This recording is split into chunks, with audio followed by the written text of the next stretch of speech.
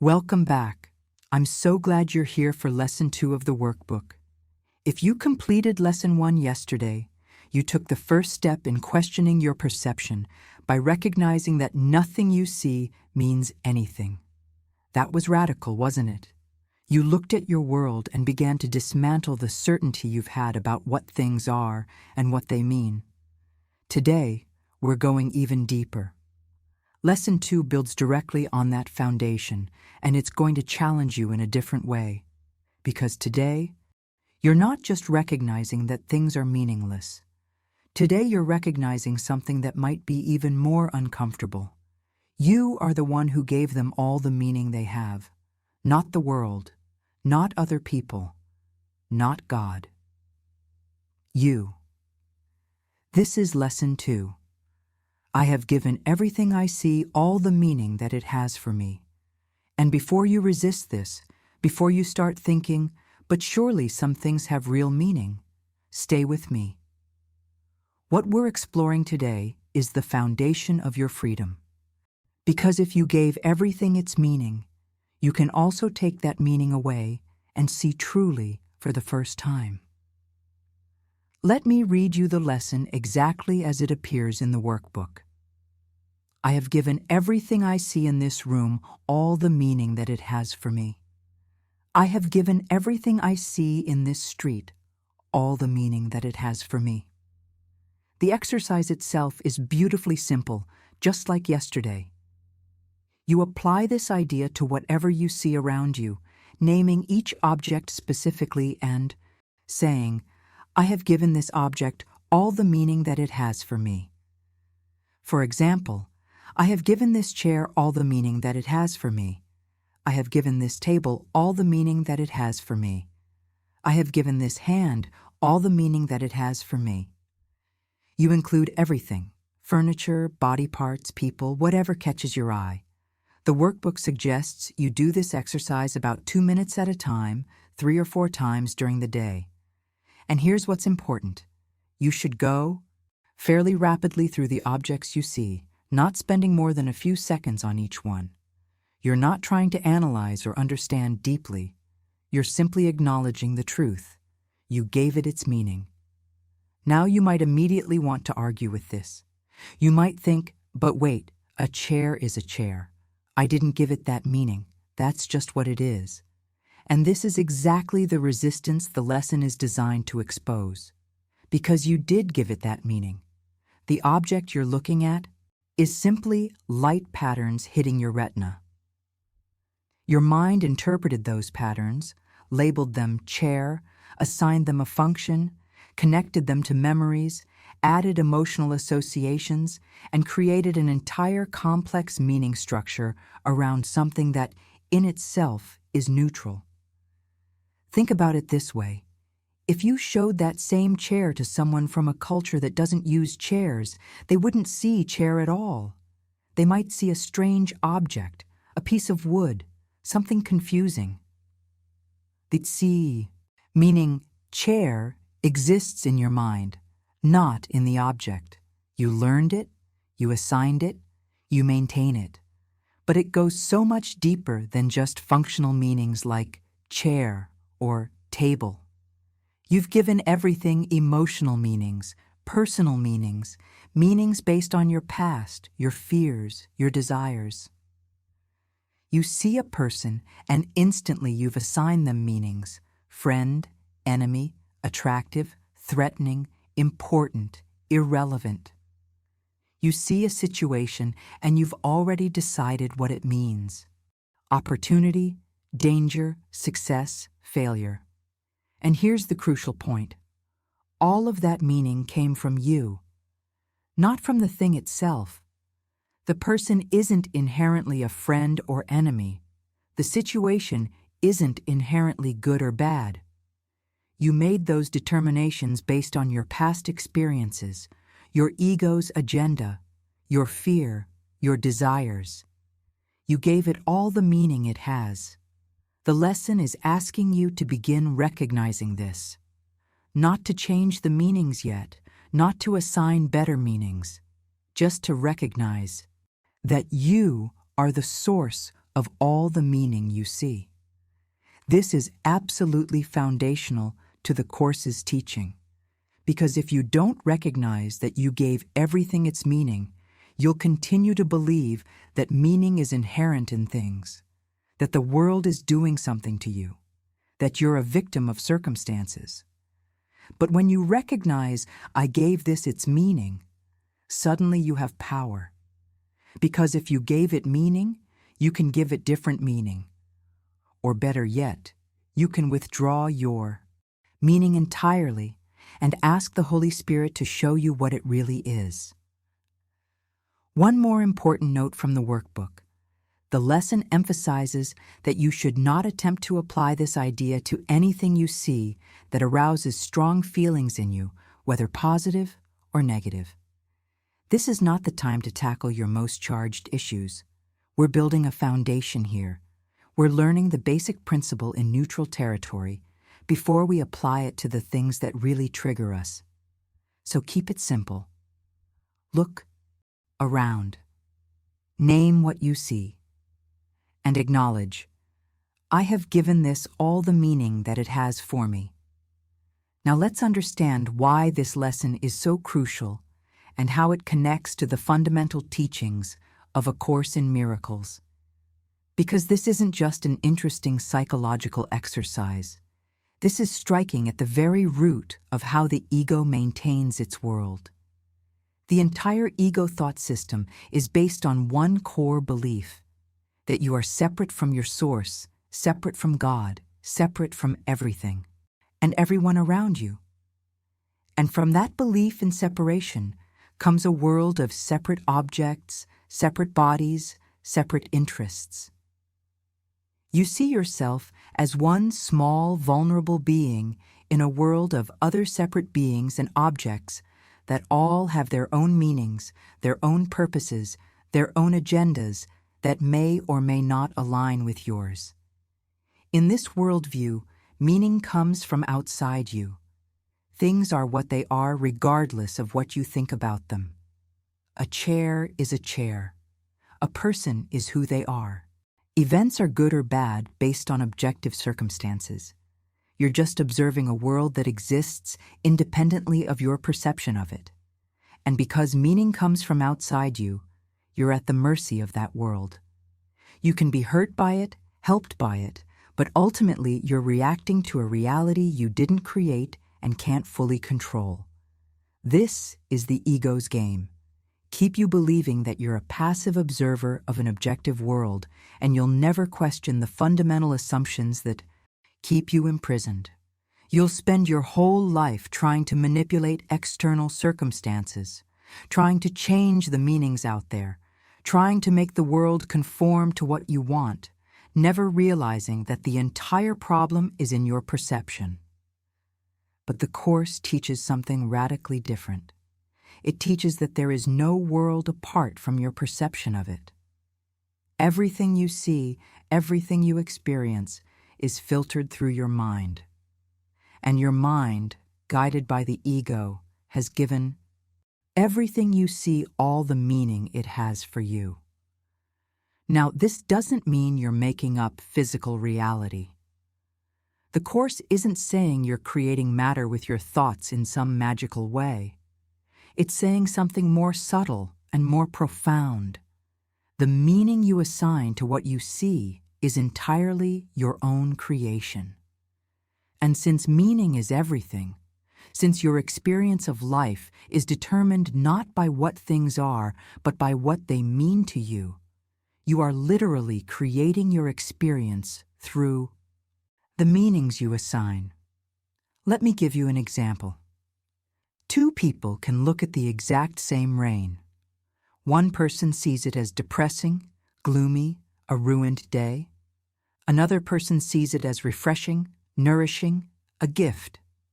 Same rain. Completely different experiences. Why? Because each person gave the rain a different meaning. The rain itself doesn't come with meaning attached. It's water falling from the sky. Everything else, all the emotional content, all the judgments, all the associations that came from the observer's mind. The text of the Course explains this in terms of perception versus knowledge. Knowledge is what God creates. It's unified, eternal, unchanging, and it requires no interpretation. But perception is what you made in the place of knowledge. Perception involves interpretation.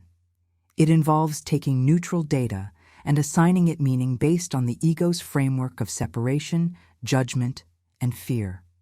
And here's the key. All perception is interpretation. There is no such thing as objective perception. Every single thing you see has been filtered through your past experiences, your beliefs, your ego's needs, your fears, your desires. You think you're seeing reality, but you're actually seeing your own projections, your own meanings, overlaid on something that is essentially neutral. The Course says, projection makes perception. This is one of the most important lines in the entire teaching. You project your inner world outward, and then you perceive that projection as if it were external reality. You're not seeing the world as it is. You're seeing your own mind reflected back to you. This is why the same situation can feel completely different to different people, or even to the same person at different times. The situation hasn't changed, but the meaning you're giving it has changed. Your perception has changed because your inner state has changed. Lesson 2 is beginning to wake you up to this mechanism. It's showing you that you are not a passive victim. You are actively, constantly creating meaning. And you've been doing this unconsciously, automatically, based on the ego's programming for your entire life. But here's the beautiful part. If you gave everything its meaning, you can give it different meaning. Or better yet, you can stop giving it your meaning and allow the Holy Spirit to show you God's meaning, which is the only real meaning anything has. This is the beginning of vision, of seeing, truly, of perceiving the real world instead of the ego's world. So how do you actually work with this lesson in your daily life? How do you move from understanding the concept to experiencing the shift in perception? Let's break this down into concrete steps and real examples. First, let's talk about how to do the formal practice periods. The workbook suggests 3 or 4 practice periods of about 2 minutes each. I recommend setting specific times, maybe morning, midday, afternoon, and evening. Don't wait until you remember. Actually schedule them. When you sit down for a practice period, look around wherever you are. Your room, your office, outside, wherever. Start naming things you see one after another, applying the idea to each. I have given this desk all the meaning that it has for me. I have given this computer all the meaning that it has for me. You're not trying to figure out what meaning you gave it or why. You're simply acknowledging the fact. I gave this its meaning. Move through 10 or 15 objects in your 2-minute practice period. Now here's where it gets interesting in daily application. Throughout your day, as you encounter different situations, you can informally remind yourself of this principle. Let me give you some real-life examples. Example 1. You're in traffic and someone cuts you off. Your immediate reaction is anger. That person is rude, dangerous, disrespectful. But then you catch yourself and remember, I have given this situation all the meaning it has for me. That driver's action is just a car changing lanes. You gave it the meaning rude, dangerous, disrespectful, based on your past experiences, your beliefs about how people should drive, your ego's sense of being wronged. The action itself is neutral. You made it mean something negative. Example 2. You receive an email from your boss asking to meet with you. Immediately your stomach tightens. This means I'm in trouble. I did something wrong. I might lose my job. But wait, I have given this email all the meaning it has for me. The actual email is just words on a screen. Can we meet? You created an entire story of disaster around it based on your fear, your past experiences, your ego's tendency to expect punishment. Example 3. You see an attractive person, and immediately you feel desire or inadequacy or hope. All these emotions flood through you. But then you recognize, I have given this person all the meaning they have for me. That person is just a body, light reflecting off a form. You gave them the meaning attractive. You gave them the meaning of potential fulfillment or potential rejection. You created an entire fantasy or fear scenario around them. They didn't do that. You did. Example 4. You look at your bank account and feel anxiety or relief depending on the number you see. I have given this number all the meaning it has for me. It's literally just digits on a screen. You gave those digits the meaning of security or danger, success or failure, worthiness or unworthiness. The number itself is neutral. Your entire emotional reaction came from the meaning you assigned. Here's what starts to happen when you practice this consistently. You begin to realize how much of your suffering is self-created, not in a blaming way, but in an empowering way. Because if you created it, you can uncreate it. The goal isn't to stop giving things meaning altogether, at least not yet. The goal right now is simply to recognize that you are doing it, to catch yourself in the act of meaning-making, to see the mechanism operating. As you practice, you might notice resistance. Your ego will insist, no, that really is rude, or this really is a problem, or that person really is attractive. The ego wants you to believe that meaning is inherent in things because as long as you believe that, you're stuck reacting to a world you think you can't change. But every time you acknowledge, I gave this its meaning, you're loosening the ego's grip. You're creating a little space between the event and your interpretation of it. And in that space, freedom becomes possible. One practical tip: start with neutral objects. Don't try to apply this to the most emotionally charged things in your life yet. Practice with chairs and tables and trees. Build the muscle of recognizing your meaning-making. The first thing most people notice is how automatic their meaning-making is. You don't consciously decide what things mean. The meanings just appear, instantly, unconsciously. You see something and immediately you know what it is, what it means, how you should feel about it.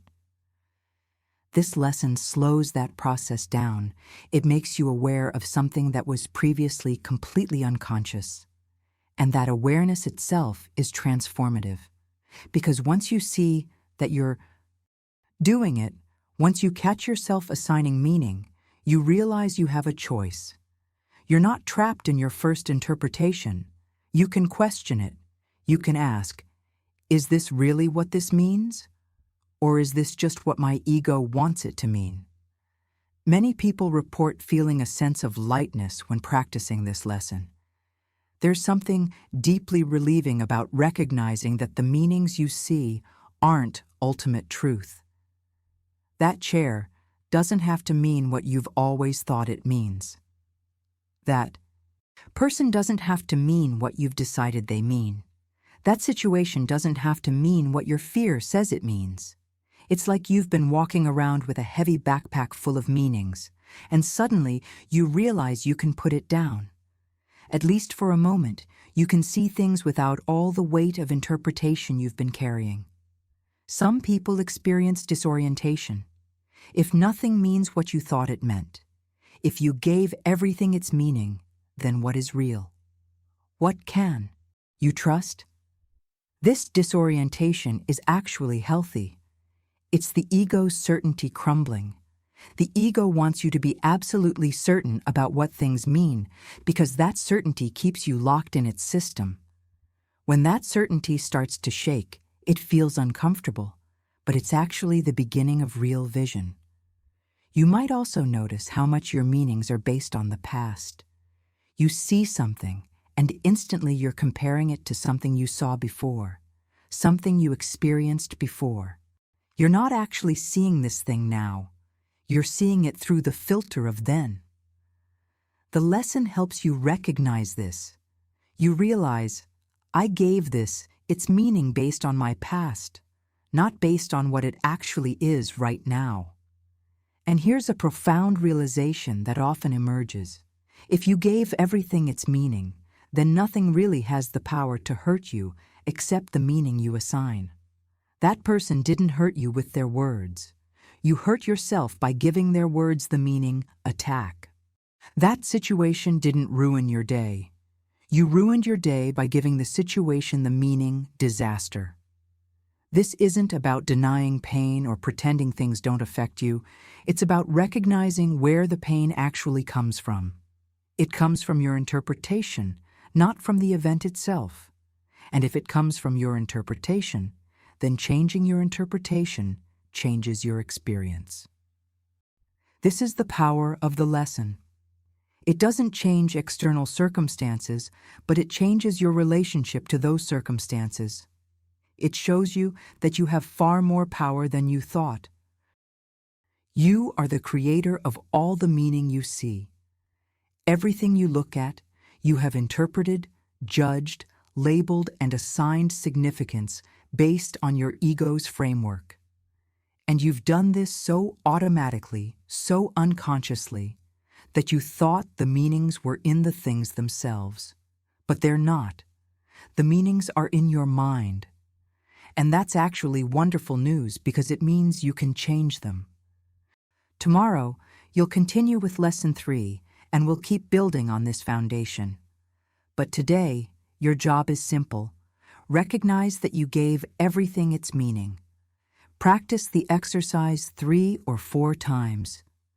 If this lesson resonated with you, if you're experiencing these shifts, I'd love for you to like this video. When you do that, you're not just supporting this channel, you're affirming your own commitment to waking up. You're saying, yes, I'm ready to see differently.